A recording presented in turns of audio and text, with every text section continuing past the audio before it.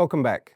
In our business section today, we're doing a follow-up conversation to our April business briefing. In that briefing, we had Meinhardt lead on a data centre boom presentation. So we thought we'd bring the moderator along. John Anderson, Deputy Managing Director of Meinhardt Thailand. John, Hello, welcome. Brendan. Thank you for having me today. Pleasure. Thanks for coming in. John, the April briefing on the data centre boom, it was one of those business briefings that the event was full. There wasn't an empty seat in the house. And when we finished, everyone stood up, and usually after a briefing, everyone runs upstairs to have a couple of drinks at Sundowners. Everyone stayed in the room talking about, that was really interesting. Did you know about this? Did you see that? Why do you think, what was a really key message from that briefing that resonated so much with the members that night? Yeah, look, I think the whole data center revolution here in Thailand is certainly very topical at the moment. It's been attracting an enormous amount of investment. So last year it was 728 billion baht invested in data centers. So 35 new data centers were approved by the BOI. So it's gone from probably more sort of speculative talk to actually happening. So a lot of these data centers are now actually being rolled out, and that's having an impact. So there's a land grab that's going on. So there's basically a scarcity of good locations to build these things, and there's issues such as people are now concerned about the power consumption and water consumption. Mm-hmm. So what does it all mean for people in Thailand? So I think it's of interest beyond just the IT sector. Right. And part of that briefing, you and the other panelists really did touch on this quite extensively around the challenges, of course. There's big opportunities, but a lot of challenges. You mentioned things like power availability, water, what you just mentioned now, grid infrastructure, cooling, land, permitting, sustainability. There was a whole list of them. Correct. What is the one or two issues that really are potentially going to bring this to a halt? Okay, well, absolutely, it's certainty of power. Right. So without power, you don't have a data center. I mean, the other factors are important, but it's not that Thailand doesn't have enough power. It's a case of these data centers have to be in specific locations. They do need large pieces of land often. I mean, they're not all located on the eastern seaboard. Some are in Bangkok, but there's a certainty of power, and it's reliability of that power. And they need to be able to plan for the power. So some of them are built as campuses, meaning they'll build perhaps one of several phases, and the power needs to ramp up over that development period.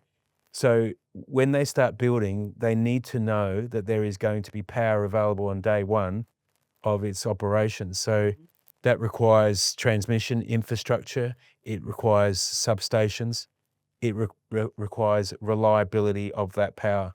So power is absolutely number one. But there are other factors I've mentioned, or you've mentioned some of them. Water is another big issue. So these, and perhaps it's surprising for people not involved in this sector, but these data centers are like power stations. Right. They're huge air-conditioned spaces or cooled spaces, the data halls themselves, where all the server racks are located.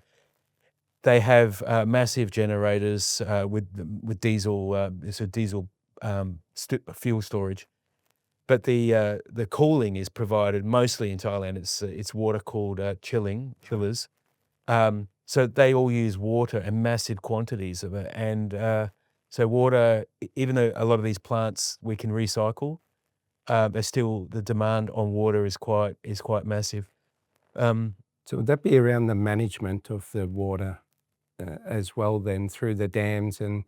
Well, essentially, when we choose the sites, and Meinhardt's quite involved in the sort of initial due diligence, technical due diligence for site selection, we've got to make sure that the water is available, because within the industrial estate, there may be competing industries. Right. So it's a case of securing a certain amount of water. And obviously that's part of the negotiation with the industrial estate. If you're outside an industrial estate, then it can be a little bit more difficult to secure that water. Right. So yeah, I mean, if you run out of water, it's a disaster. If you run out of electricity, it's a disaster. These things cannot be interrupted. So obviously, the backup power, the generators are there in case the power cuts off. The power rarely cuts off. The power in Thailand is pretty stable and reliable, but you can never afford for it to cut off, because obviously the data would be lost. So You and I spoke in a separate conversation before the filming today as well about the labour needs, and the civil, mechanical, electrical engineers have been around for quite some time working on buildings, factories, etc. But the need for building data centres has skyrocketed, and so my question, I guess, is the talent pool there? And that's actually something someone like me should know, but I'm asking you. Sure, yeah. Well, the skill set is very much engineering led. So so from the design phase, it's heavily mechanical, electrical, plumbing, engineering centric. So there's obviously a lot of mechanical and electrical systems in these facilities. So the engineers do exist, but they have had to sort of upskill to learn, basically, specialize in that data center sector. So whilst there's been high demand and limited supply, there's been a grab for these sort of highly skilled staff. So that's led to increasing cost of employment. Right. Post-construction, data centers actually surprisingly don't employ a lot of people. The number of people actually working in data centers is quite few compared to, say, the construction part or the design part of it. But they still need certain people for security, making sure all the machinery is working. High skilled technicians, maintenance, and actually the commissioning of all this machinery to make sure that it is actually running in accordance with the specifications. So. Yeah, so I would say lots of people during the construction, less so afterwards, yeah. Let's just look at the other side. So there are a lot of big challenges, but 35 data centers being built just recently, as you mentioned. Why? What would Thailand's attractiveness be? Because speaking to other professionals in Southeast Asia in general, when I'm on my travels, everyone wants a piece of this pie. Sure. What is Thailand's attractiveness versus our friends, competitors in Southeast Asia? The neighboring countries. So the data center boom in Southeast Asia started in Singapore. Right. But actually the Singapore government sort of legislated to, basically made, they curbed the number of new data centers by restricting power access. So they were mindful of the fact that they've got limited space there. These things are very power hungry, water hungry, as I mentioned. So then we saw the sort of data centers move to Johor in Malaysia. So there was a huge boom in southern Malaysia there in the Johor location, which is obviously close to Singapore. But beyond that now, extending to Thailand, Indonesia, throughout the region, even Vietnam. So why Thailand? Well, Thailand's got a lot of the things that you need to build a data center. So we mentioned skilled labor force, construction, engineering capability. So that exists here. We've got access to land. We've got access to power, water. We're also in a very stable political, environment, a neutral sort of country that sits somewhere between China and America.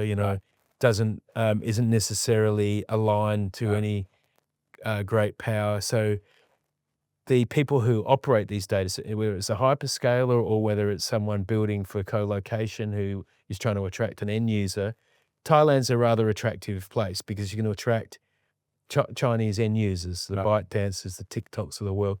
You can also get the American hyperscalers here coming here. Australian NextDC has been looking at Thailand very actively as well.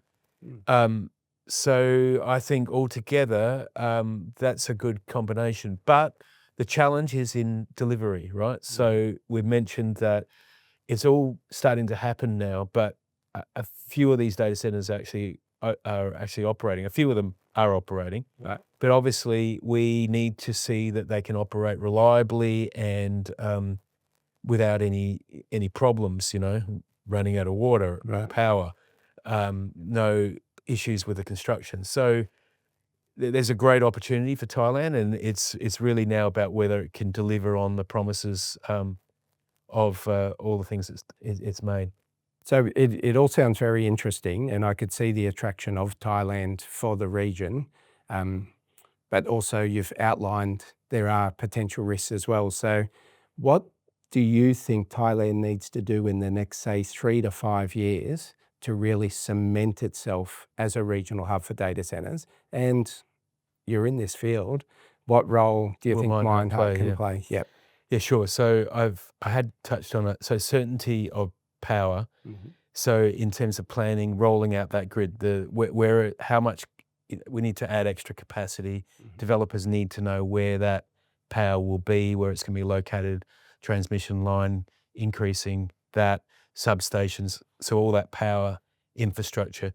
But also, it's important to mention that that power currently, a lot of it's from gas or coal, needs to move to renewable power. Mhm. So a lot of the American hyperscalers, starting with them, they want to see renewable power. So everyone knows these data centers use massive amounts of electricity.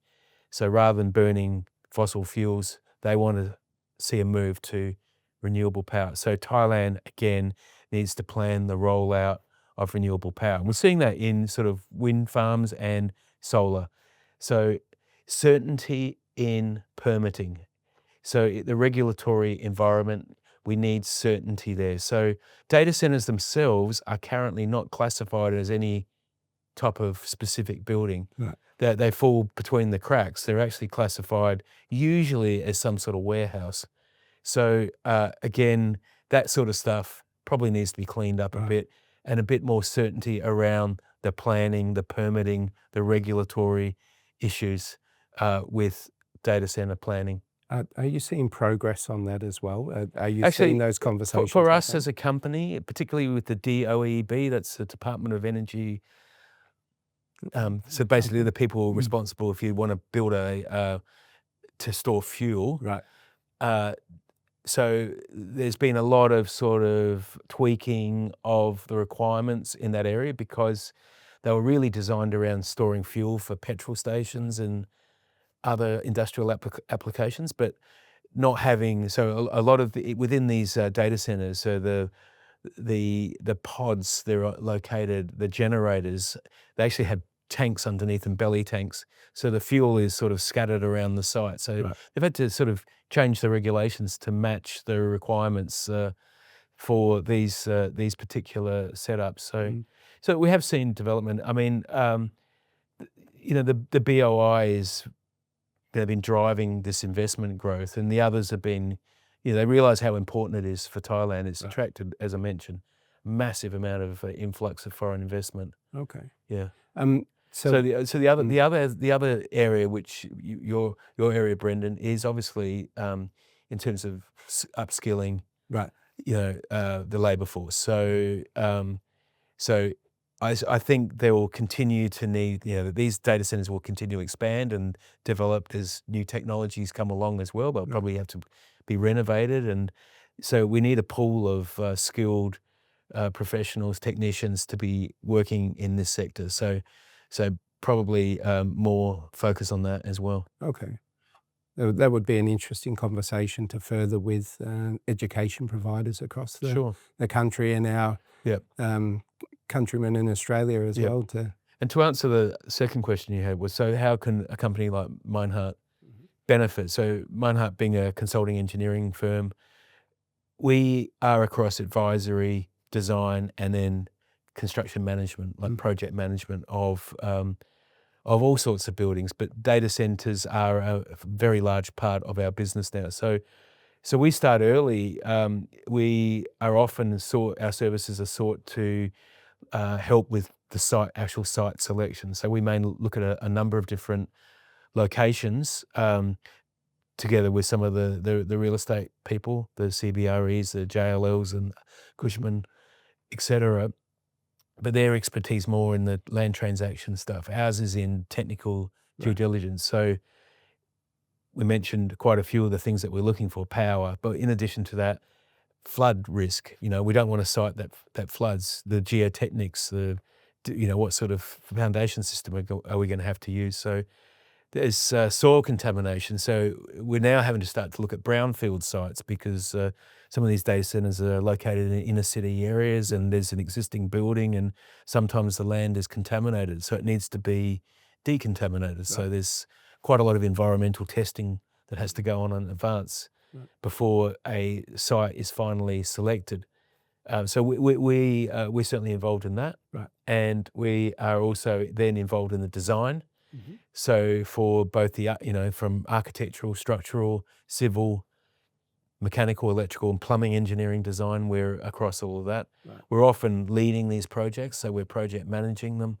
And then ultimately, after it goes to tender and a contractor is selected, we're supervising the construction. So ensuring that the owner gets what they paid for and the design that we drew and specified is actually finally executed on site. So there's quite a few services there. But for others and perhaps some of the members, there's good opportunities in facility management of these facilities post construction. So that's another area where these centres will need to be managed, particularly for the co-location where you've got multiple tenants. You may have a number of companies who are taking up space within the data centre. So going back to, you have a first briefing with a client through to your initial planning stages, the testing of the soil, etc., through to going live. What kind of timelines are we looking at? So Brendan, it probably depends on how large it is. So a few years ago, these data centres were quite tiny in comparison. It was often banks who required them. Maybe 4 megawatt was considered large. Now data centres being planned are in the gigawatts. In fact, in Melbourne, Australia, there's one that's being planned currently for 2.4 gigawatts. So the average size at the moment in Thailand, a lot of them are around about 100 megawatts, some a bit bigger than that. But a project like that, I mean, the developers are in a race to get these things designed and constructed as fast as possible, right? So realistically, though, something of that size is going to take probably still 2 years, and that's fast-tracking things. The planning, the permitting, the construction. I mean, there is quite a reasonable amount of design that goes into them. I mean, it can be slightly faster, but there's also the lead time for some of the equipment. So a lot of the equipment is imported and there are long wait lists because there's demands throughout the world for this equipment. So the long lead equipment may sometimes take 6, 8, 9 months to arrive in the country. China is certainly helping to accelerate things. A lot of equipment, they can get equipment here quite quickly, but some of our clients, particularly the Western countries, American clients, are pretty specific about the equipment that goes into their data centers, and they have specific brands that they're more familiar with. So that's a part of the planning exercise. Okay. And I think my final question, I want to bring everything together. We've talked about big opportunities, increasing the size of the data centers. We've talked about the speed. We're in a race to get them built. And then we've also talked about the challenges around power supply, water supply, other potential permitting, etc. So my final question then is around responsible growth. So we've got everything needs to be bigger, faster, better tomorrow, and we've got potential restrictions on why this can't be. You also mentioned about the renewable energy, wind farms, etc. What does responsible growth look like? What is responsible? Okay, well, it probably starts with the BOI. And I think the BOI now is a bit more focused on, in terms of the sort of concessions and various offerings, it's now looking very much at sustainability, what jobs are going to be generated in Thailand, not only post-construction, but during the construction. So obviously they're keen on seeing upskilling of and jobs for Thai people. So responsible. We do not want an issue where the average household consumer is paying more for their electricity Right. because there's a data center down the road consuming massive amounts of power. That would look pretty bad. And similarly with water, if the farmers haven't got access to warm water, or other industries are missing out on water, or the average consumer. But there's an upside to all this, having these this very large investment in the country, particularly if some of that money could stay in the country. So if they're using local contractors and local suppliers, a lot of that money ends up staying in Thailand. Yeah. Great. Okay, good. John, very exciting times ahead. I think this conversation will continue in a couple of months, 6 months, a year. And I look forward to bringing you back in the studio maybe a year from now and seeing what Correct. Yeah. we're looking at. Well, now with obviously AI, so AI is just accelerating the need for data centers. So all that data has to be stored somewhere. So whether you're using your telephone, whether you're using internet banking, whether you're watching Netflix, whether you're using Claude or ChatGPT or whatever it might be, DeepSeek, all of that data resides somewhere. So I think in terms of an industry, it is accelerating. It's not going to go away. I don't think it's a flash in the pan. Right. It's here to stay. The next big issue is whether any of us will have jobs in the future, but that's another talk. That's another long and continuing conversation. Correct. Yes. Yeah. Great. Thanks, John. John Anderson, Deputy Managing Director of Mine Heart Thailand.